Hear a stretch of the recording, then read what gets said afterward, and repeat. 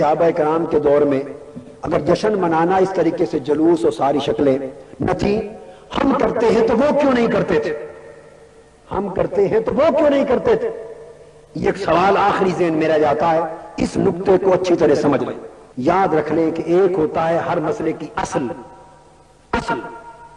وہ کتاب اور سنت قرآن اور حدیث سے آپ سن چکے، دوسری ہے اس کی شکل، جلوس ہو، جلسے ہو، محفل ہو، صلاۃ و سلام کی محفلیں ہو، چراغاں ہو، فانوس ہو، توپوں کی سلامی ہو۔ اس نقطے کو سمجھانا چاہتا ہوں۔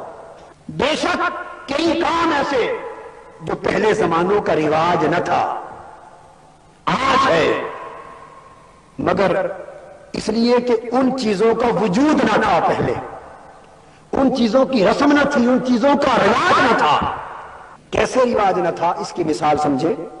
یہ بتائیے کہ اگر آپ صحت مند ہو، تندرست ہو، بالکل توانا، تو آپ کو سربیکسٹی کی گولی کوئی کھلاتا ہے؟ بڑھئے، وائٹامن بی کمپلیکس کا سیرپ کوئی پلاتا ہے؟ آپ کو گلوکوز کی ڈرپ کوئی لگاتا ہے؟ اگر آپ صحت مند توانا ہو اور روٹین کی خوراک سے آپ چل رہے ہو تو کوئی ہسپتال میں داخل کر کے گلوکوز کی ڈرپ لگائے گا؟ نہیں۔ کس کو لگائی جاتی؟ جب کوئی مریض اور بیمار ہو جاتا ہے، اسی وقت لگائی جاتی۔ ارے میلاد کے جشن اور دھوم دھام کے سارے یہ کمزور ایمانوں کو بار بار جلا بخشنے کے طریقے ہیں۔ جب سے امت کے لوگ ایمان میں مریض ہوئے، تب سے مصطفیٰ کے میلاد کے ذریعے محبت کے ڈرپ لگائے جانے لگے۔ صحابہ صحت مند تھے، ڈرپ کی ضرورت نہ تھی۔ صحابہ صحت مند تھے، ان کو ٹیکوں کی ضرورت نہ تھی۔ ہر وقت محبت مصطفیٰ میں سرشار، ہر وقت اتباع مصطفیٰ میں سرشار، ہر وقت عشق مصطفیٰ میں نقل، ہر وقت شریعت مصطفیٰ کے متبع، ہر وقت اسلام کی شان و شوکت کے جھنڈے ان کے ہاتھ میں بلند تھے، ایمان مضبوط تھے، صحت مند تھے، توانا تھے۔ سو ان کو الگ تبلیغ کے اجتماعات کی ضرورت نہ تھی، ان کو روزانہ نئے نئے اجتماع کرنے کی ضرورت نہ تھی، ان کو الگ سے جشن منا کر محبت کے سبق بار بار یاد دلانے کی ضرورت۔ مناتے وہ بھی تھے مصطفیٰ کا میلاد، مگر صدقے کر کے، بکرے ذبح کر کے، کھانے تقسیم کر کے، روزے رکھ کر، محفلیں کر کے، میلاد کا ذکر کر کے، بیٹھ کر خوش ہو کر میلاد مناتے تھے۔ ان کے ایمان کی تازگی اسی عمل سے ہو جاتی تھی۔ وقت گزرتا گیا، ایمان ہمارے کمزور پڑتے گئے، ایمان کمزور پڑنے کے ساتھ ساتھ ایمان کی مضبوطی اور عشق و محبت رسول کے انجیکشن، ٹیکے زیادہ سے زیادہ لگانے کی ضرورت پڑتی گئی۔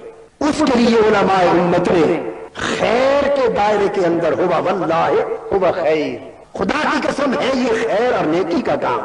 ایمان سے کہیے، جب آپ 12 ربیع الاول کو میلاد مصطفیٰ کا جلوس نکالتے ہیں اور ساری رات کمکموں میں لگاتے ہیں، جھنڈیاں لگاتے ہیں، سبیلیں لگاتے ہیں، صدقہ خیرات کرتے ہیں، جشن مناتے ہیں، جیسے کہ پوری امت آپ سن چکے مناتی رہی، پوری امت مکہ و مدینہ سمیت مناتی رہی۔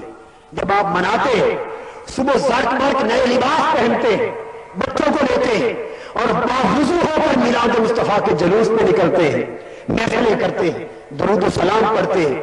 ایمان سے کہیے، ایمان اور محبت رسول کا جذبہ توانا اور جوان ہو جاتا ہے یا نہیں؟ ایمان تو پہلے بھی تھا، مسلمان آپ ربیع الاول سے پہلے بھی تھے، مسلمان ربیع الاول سے پہلے بھی تھے، مگر یہ جشن منا کر ایک عجیب سرور کی کیفیت دلوں میں آ جاتی ہے۔ اہل ایمان جھومتے پھرتے ہیں، سر دھنتے پھرتے ہیں۔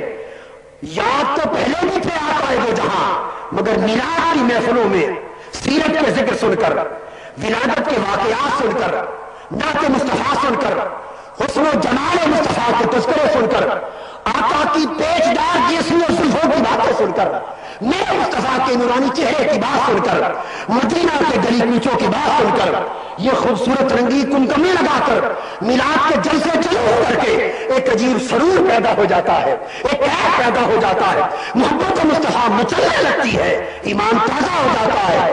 یہ کیفیتیں صحابہ کرام کو دوسرے عمل سے حاصل ہوتی تھی، وہ اس طرح بناتے تھے۔ ہمیں یہ ٹیکے لگانے پڑتے ہیں، ہم اس طرح بناتے ہیں۔ بالکل اسی طرح اس وقت مسجد نبوی سادہ تھی، بعد میں وقت آیا مسجدوں کو پختہ پکا مزین شاندار منقش بنانے کا خیال ہوا۔ بعض علماء نے فتویٰ دیا ناجائز، کہا کہ صحابہ کرام نے مسجدوں کو منقش نہیں کیا، پختہ خوبصورت نہیں بنایا، یہ بھی نہیں کرنا چاہیے۔ یہ خیال آج کا نہیں، ہمیشہ پیدا ہوتا رہا، یہ خیال ہمیشہ اٹھا، مگر علماء امت اور اجماع امت نے اس خیال کو مسترد کر دیا۔ عمل اس خیال پر نہیں ہوا۔ عمل کیا ہوا؟ یہ خیال آیا کہ صحابہ کرام نے مسجدیں پختہ اور خوبصورت نہیں بنائی، تم بھی سادہ بناؤ۔ اس کا معلوم ہے علماء اور اماموں نے جواب کیا دیا؟ ائمہ نے جواب یہ دیا کہ صحابہ کرام کو پختہ بنانے کی ضرورت نہ تھی، ہمارے دور میں ضرورت۔ یہ جشن میلاد کے جلوسوں کا مسئلہ سمجھا رہا ہوں۔ اس دور میں بطور جشن کوئی چیز منانے کا نہ رواج تھا نہ ضرورت تھی۔ کیوں مسجدیں پختہ نہ تھی؟ کہ کسی کے مکان بھی پختہ نہ تھے، کسی کے بولیے نہ محل تھے، نہ کوٹھیاں تھیں، نہ اونچی عمارتیں تھیں، نہ پختہ مکان تھے، تو ہر ایک کے مکان بھی چھوٹے چھوٹے کچے کچے، ان میں اللہ کا گھر بھی کچا کچا اگر رہتا تو اللہ کے گھر کی ظاہری تمکنت میں کوئی حرف نہیں آتا تھا، ارد گرد ماحول بھی ایسا تھا۔ اب بعد میں علماء نے کیا کہا کہ اب عمرا کے مکانات پختہ ہیں، پکے ہیں، خوبصورت ہے، اونچے ہیں۔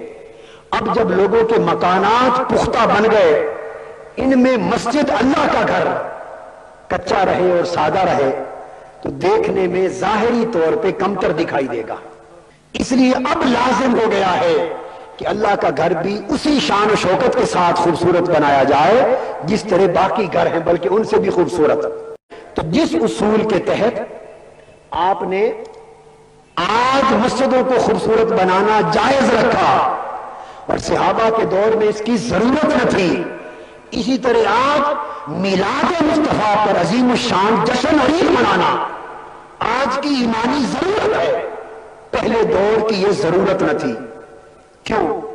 صحابہ کرام کے دور میں جیسے میں نے عرض کیا یوم مدینہ پہ بھی چراغاں نہیں ہوتا تھا اور یوم فتح مکہ بھی نہیں ہوتا تھا، کسی بادشاہ کی آمد پہ توپوں کی سلامی اور جلوس بھی نہیں نکلتے تھے، ہر کام سادہ تھا۔ چونکہ ہر کام سادہ تھا بس اسی رواج کے مطابق میلاد مصطفیٰ کا منانا بھی سادہ تھا۔ اب میری بات سمجھ گئے؟ اب آج کے دور میں وقت گزرتا گیا، وقت کے ساتھ تہذیبی اور ثقافتی طریقے بھی ڈیولپ ہوتے ہیں۔ آج کے دور میں پوری دنیا میں کائناتی سطح پر ایک مسلم طریقہ ہو گیا کہ ملکوں کے یوم منائے جاتے ہیں، اس دور میں نہ تھے منائے جاتے۔ آج یوم پاکستان بھی منایا جائے، یوم اقبال بھی منایا جائے، یوم قائد اعظم بھی منایا جائے، یوم دفاع بھی منایا جائے، مدرسوں کے یوم بھی ہوں، مسجدوں کے یوم بھی ہوں، جماعتوں کے یوم بھی ہوں، بڑے بڑے جلوس بھی ہوں، چراغاں بھی ہو، شادیوں پر بھی خوبصورتی ہو، حد کے اندر ہی صحیح، زیادہ نہ صحیح، اسراف نہ صحیح۔ آج کے دور میں ہر یوم بڑی شان و شوکت کے ساتھ منایا جائے، اس ماحول میں مصطفیٰ کی ولادت کا یوم آئے تو چپکے سے روزے رکھ کے منا لیا جائے، صدقہ خیرات گھروں میں کر کے منا لیا جائے، خالی نفل پڑھ کے منا لیا جائے جیسے صحابہ کرام نے منایا، تو آج کے ماحول میں اس طرح میلاد مصطفیٰ منانا ظاہراً بے ادبی بن جائے گا، ظاہراً، حقیقتاً نہیں، حقیقتاً نہیں سمجھ رہے۔ چونکہ یوم پاکستان، اقبال، قائد اعظم، مدرسوں اور دیگر بادشاہوں اور جماعتوں کے یوم دھوم دھام کے ساتھ ہوں اور مصطفیٰ کی ولادت کا یوم اس طرح ظاہری شان و شوکت سے نہ ہو تو یہ جشن کمتر دکھائی دے گا اور امت مسلمہ کے لیے بے غیرتی کا باعث ہوگا۔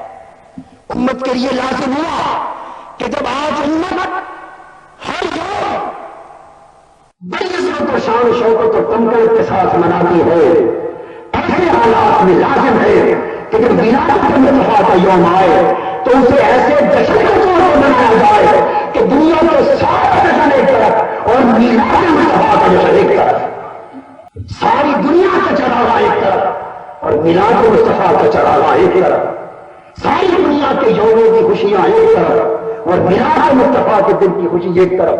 اس لیے یہ آج وقت کی ایمانی ضرورت بن گیا ہے۔ ضرورت بن گیا ہے. اس لیے آج جب اس شان و شوکت سے منایا جائے تو اسے آج کے حالات کے تناظر میں دیکھا جائے گا کہ یہ مختلف شکلیں مختلف زمانے میں ڈیولپ ہوتی ہیں. میں نے آپ کو مسجدوں کی مثالیں دی. قرآن مجید پر اعراب نہ تھے، زیر زبر نقطے نہ تھے، نہ حضور علیہ السلام کے زمانے میں تھے، نہ حضرت ابو بکر، حضرت عمر، حضرت عثمان، حضرت علی، خلفائے راشدین کے زمانے تک قرآن مجید پر زیر زبر نقطے نہ تھے. حرف بغیر زیر و زبروں اور نقطوں کے تھے. مگر حجاج بن یوسف کے زمانے میں حجاج بن یوسف نے ضرورت محسوس کی کہ اس وقت لوگ بغیر زیر و زبروں کے قرآن صحیح پڑھ لیتے تھے.